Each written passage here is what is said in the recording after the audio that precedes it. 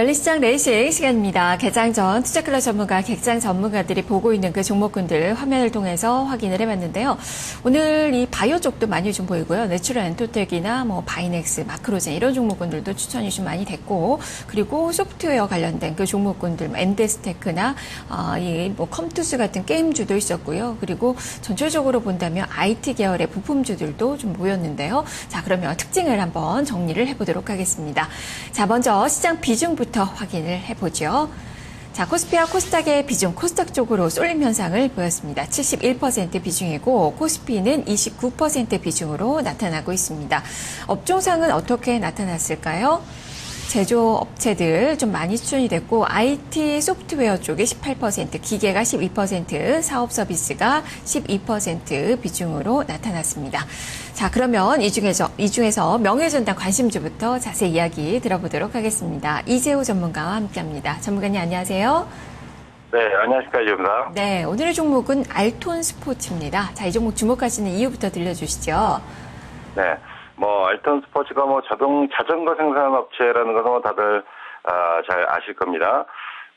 작년도까지 알톤 스포츠 평균 판매 단가가 한 15만 원대 정도였습니다. 그러나 올해는 18만 원대로 한 20% 이상 상승할 것으로 그렇게 보고 있기 때문에 이것이 실적 호조로 이어질 수 있는 내용적인 측면들이 아닌가 그렇게 판단을 합니다.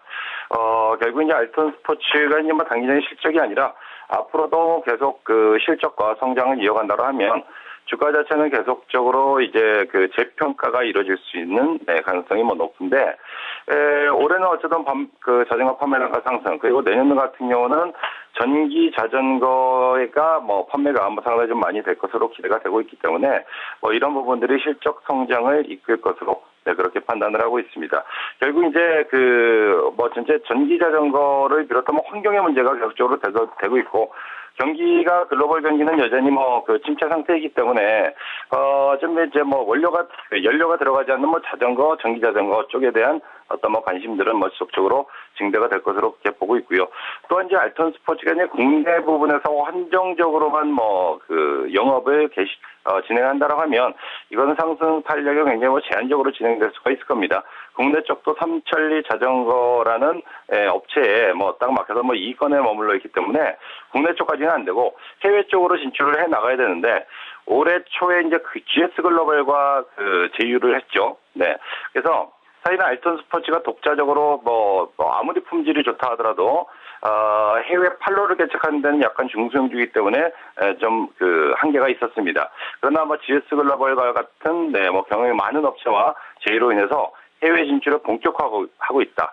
특히나 일단 올해 3분기부터 일본 쪽 시장을 중심으로 해서 해외 진출, 해외 공략을 본격화하고 있기 때문에 일본이라든가 유럽, 더 나아가서 중국까지 어떤 해외 진출로 인한 성장세는 충분히 돋보일 수 있는 그런 업체가 아닌가. 네, 그렇게 파악을 하고 있습니다. 네, 해외 진출을 좀 말씀해 주셨는데 지금 현재는 해외 쪽에 매출이 잡히는 게 없는 건가요? 해외 쪽에 특히나 이제 유럽 쪽으로 주로 진출을 현재까지 많이 해 있는데 아직 규모는 그렇게 크지는 않고요. 전체적으로 이제 알톤 스포츠가 해외 진출을 지속적으로 노력했습니다만은 사실 마케팅 부분에서의 어떤 한계점 때문에 사실 그동안에 해외 쪽의 진출이 좀 제한적이었습니다. 그러나 GS 글로벌과의 제휴로 인해서 이제 유럽 쪽의 강화, 그리고 일본 시장, 네. 그리고 가장 큰 시장인 중국 시장의 공략이 본격화되고 있기 때문에 앞으로의 해외 쪽 시장이 상당히 기대가 되는 부분들이 아니겠는가 그렇게 보여집니다. 해외 쪽의 시장이 이미 진출해서 거기서 확고한 입지를 달았다라면 주가는 이미 많이 올라와 있을 테고요. 현재는 이제 앞으로의 해외 시장 진출에 대한 기대가 있기 때문에 이런 부분들이 주가에도 반영될 가능성이 있을 것으로 그렇게 생각을 하고 있습니다. 네, 이제부터 초기 단계라고 좀 볼 수 있을 것 같네요. 지금 이 삼천리 자전거와 좀 비교를 어느 정도 좀 해주셨는데, 삼천리 자전거에 비교한다면 이 종목이 좀 더 메리트가 있는 그 부분은 어떤 부분을 들 수 있을까요? 아무래도 삼천리 자전거는 국내 1위 업체죠. 그러나 일단 삼천리 자전거가 현재 같은 저성장 시대에 충분히 대안을 수 있는 투자처라고 한다 그러면, 반면에 주가가 이제 많이 올라왔기 때문에 밸류에이션에 대한 부담도 있을 수는 있을 겁니다. 그러나 알턴 스포츠는 뭐 2위 업체이긴 합니다만은 이것이 이제 국내 쪽의 2위로 한정되는 부분들이 아니고 뭐 전기자전거라든가 또 해외 진출에 대한 어떤 뭐 모멘텀 이런 기대감들이 충분히 주가를 업그레이드 시킬 수 있을 만한 뭐 내용들이 아닌가 싶고 일단 뭐 업계 1위는 삼천리이긴 합니다만은 반면에 뭐 시가총액 같은 경우는 알턴 스포츠가 훨씬 낮기 때문에 이런 뭐 가격적 메리트 또한 뭐 주가 상승을 만들어갈 수 있는 한 요소가 아닐까 그렇게 판단을 하고 있습니다. 네, 조금 더 저평가됐다라는 점을 좀 들어주셨네요. 지금 주가를 보니까 지난 목요일에 상한가를 기록을 했어요. 뭐 증거가에서도 좀 긍정적인 평가들이 좀 나오는 것 같은데 그러면 전고점 넘어서 어떻게 신고가를 경신할 수 있을지 기술적으로 가격 전략까지 한번 짚어주시죠. 네. 일단 뭐 저도 개인적으로 그 알턴 스포츠의 자전거를 보면 뭐 디자인이 굉장히 뭐 좀 마음에 듭니다. 예. 그래서 좀 좋아하는 뭐 그런 그 자전거 업체이긴 한데 어쨌든 알턴 스포츠가 앞으로 이제 해외 공략과 더불어서 실적이 지속적으로 증가하는 그런 흐름을 보인다라고 하면 뭐 삼천리 자전거까지는 뭐 당연히 안 된다 하더라도 그 반 정도는 쫓아갈 가능성이 있지 않겠나 뭐 그렇게 보고요. 그렇다고 하면 지금 시가총액 지금은 700억대니까 반 정도 쫓아간다 하더라도 한 뭐 1,300억, 200~300억 정도는 뭐 충분히 나올 수 있지 않을까 뭐 그렇게 생각을 하고 있습니다. 그렇다면은 목표 가격을 한 12,000원 정도를 한번 뭐 노려봐도 되는 종목이 아닌가 그렇게 판단이 되어서요. 중기적으로 목표가 12,000원 정도 잡아드리도록 하겠고요. 매수 가격은 그러나 뭐 지난 그 목요일 날 상한가 들어갔죠. 일단 한 차례 급등이 나온 바가 있습니다. 뭐 그렇다면은 뭐 서둘러서 쫓아가서 매수하는 것이 아니고 눌림목 조정 시 한번 매수를 해보자. 뭐 그런 측면에서 한 6,500원 정도까지 내려온다라고 하면은 한번 저도 개인적으로 한번 공략을 해볼 만한 그런 자리가 아닌가 그렇게 판단을 하고 있습니다. 그리고 선적 가격은 6,000원을 제시하도록 하겠습니다. 네, 알겠습니다. 말씀 잘 들었습니다. 네, 감사합니다. 네, 이재우 전문가와 함께 알톤 스포츠 살펴봤습니다. 이어서 지점의 관심주를 보겠습니다.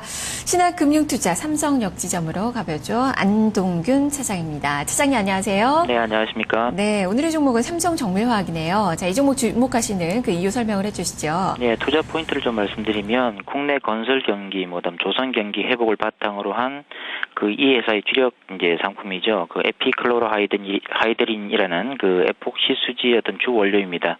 그 ECH라고도 줄여서 말하는데 그 출하량이 좀 증가할 것으로 기대하고요. 아울러 지금 이 회사가 지금 뭐 동반 생산하고 있는 뭐 메셀로스라는 어떤 그 의학용 그 코팅제입니다.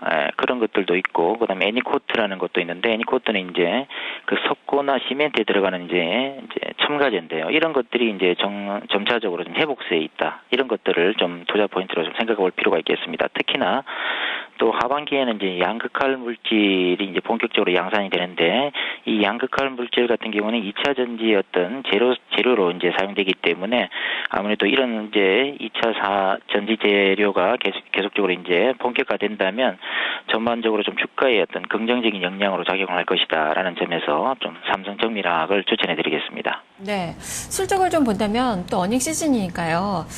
1분기 실적은 좀 부진했습니다. 2분기가 좀 나아지기는 하겠지만 어쨌든 뭐 구조조정 비용이 아직까지 반영이 좀 될 것으로 보여지는데 그렇다면 좀 주가도 좀 주춤하지 않을까 싶은데 실적에 대한 영향을 조금 더 살펴주시죠.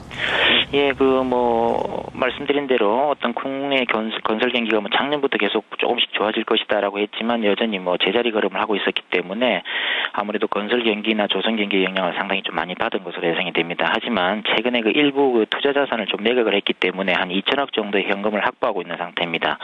그리고 2차 전지 사업에 이제 공격적으로 이 돈을 좀 공격적으로 사용할 수 있기 때문에 아무래도 주가에는 지금까지보다는 좀 긍정적으로 좀 작용할 것으로 예상이 되고요. 최근에 특히나 그 주가가 최근 5년간의 어떤 그 저점 수준인 PBR 0.9배를 하회하고 있습니다. 따라서 주가가 좀 상대적으로 많이 좀 싸져 있다. 그리고 말씀드린 대로 어떤 여러 가지 사업들이 점진적으로 회복세에 있다. 그리고 그 에피클로로하이드린 같은 경우에는 상당히 좀 출하량이 증가하고 있다라는 것들을 종합해 볼 때 주가는 이제 향후에 어떤 조금 더 어떤 하락보다는 이제 바닥을 다지고 상승으로 좀 돌아설 것으로 그렇게 예상이 됩니다. 네, 자 그러면 지금 기관 쪽에서는 움직임이 좋아요. 7일 연속에 매수세가 좀 들어오고 있는 그 상황인데 단기적으로 120선 저항이 바로 코앞에 있습니다. 잘 뚫고 올라갈 수 있을지 기술적으로 좀 분석을 해주시죠. 예, 일단은 그 5 5일선과 21선을 지금 돌파한 상태고 5일선의 지지를 지금 상당히 좀 받고 있는 그런 모습입니다. 주가는. 그리고 최근에 그 기관의 어떤 매수세는 계속 나오고 있고 외국인의